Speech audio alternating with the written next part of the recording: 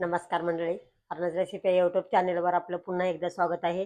आणि आज जरा माझी तब्येत नरम गरम आहे, सर्दी खोकला झालेला आहे, त्यामुळे जरा आवाजात पण बदल झालाय. तर चला, आज आपल्याला 1-2 मिनिटाची रेसिपी बनवायची आहे, 2च मिनिटात होईल बघा. तर कवठं खूप सारे महाशिवरात्रीनंतर बघा भरपूर असे कवठं बाजारात मिळतात. तर आपण कवठाची चटणी करायची, कारण गुळ घालून आपण कवठ नेहमी खातो. तर आपल्याला आज कवठाची लाल तिखट वगैरे टाकून चटणी करायची. तर बघू त्यासाठी आपल्याला काय काय साहित्य लागतंय.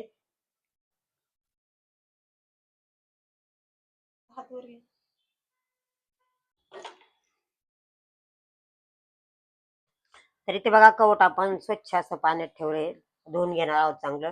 आणि त्यासाठी काही आपल्याला जास्त साहित्य लागणार नाही. तर इथे बघा, थोडीशी जिरा पावडर, चवीसाठी मीठ, थोडंसं लाल तिखट, कोथिंबीर आणि हे गुळ पावडर आहे बघा. एवढं साहित्य लागायचं आपल्याला आणि 2 मिनिटात आपली रेसिपी रेडी होणार आहे.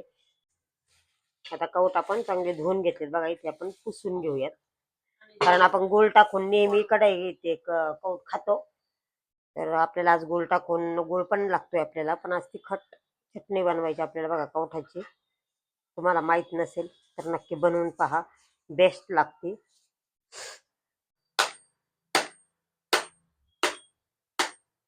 बघा आपण मस्त कवठ इथं 2 तुकडे करून घेऊयात.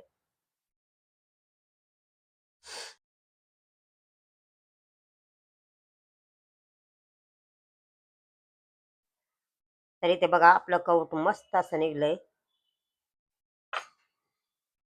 दुसरं कवठ बघूयात.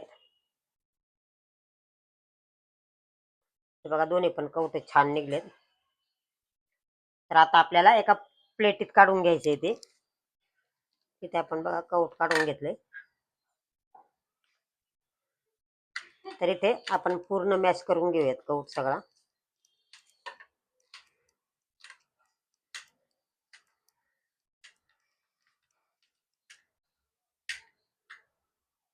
कवठ आपण पूर्ण मॅश करून घेतलंय. आता त्यामध्ये आपल्याला पहिलं टाकायचंय चवीनुसार नमक, म्हणजे मीठ.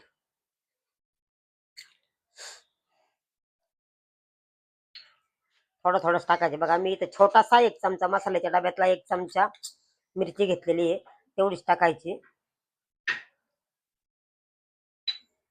इथे जिरा पावडर घेतली 1 चमचा मसाल्याच्या डब्यातला.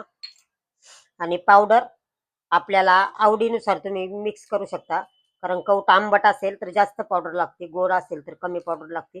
तर इथं माझं कवठ थोडंसं आंबट निघलेलं आहे. आणि तुमच्याकडे काय म्हणतात काय माहित नाही, पण इथं महाराष्ट्रामध्ये याला कवठ म्हणतात आमच्याकडं. आणि आमच्या शेतात एक झाड आहे मोठं, त्याला खूप सारे कवठ येतात, सगळे लोक तोडून तोडून नेतात.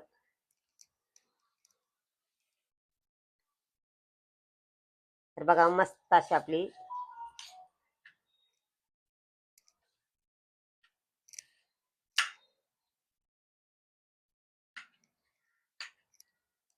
तर मी त्याचं जी आपली गुळ पावडर होती ती पूर्ण सगळी वापरलेली आहे.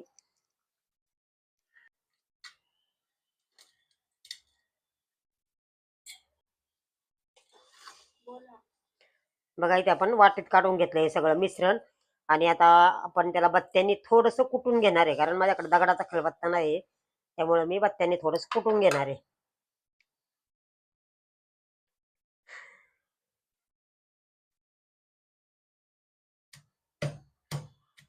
थोडंसंच कुटायचंय, कारण ते आता ब्या सगळ्या फुटून जातील परत. असं आपण पूर्ण एकजीव करून घेऊयात. तर बघा ही झाली आपली कवठाची चटणी तयार. कशी वाटली आपली चटणी? आणि मस्त लागते बघा खायला, लहान मुलांना तर फार आवडते. आणि सगळ्यांना म्हणजे लहानापासून वृद्धांपर्यंत, वृद्धांपर्यंत नाही म्हणता येणार, कारण दाताचा प्रॉब्लेम असतो त्यामुळे जमत नाही वृद्ध माणसाला. तर आपल्या वयातले लोक किंवा लहान मुलं त्यांना फार आवडते. तर कशी वाटली आपली ही कवठाची चटणी? नक्की मला कमेंट करून कळवा. आणि चॅनलवर नवीन असाल तर लाईक शेअर सबस्क्राईब करायला अजिबात विसरू नका. धन्यवाद.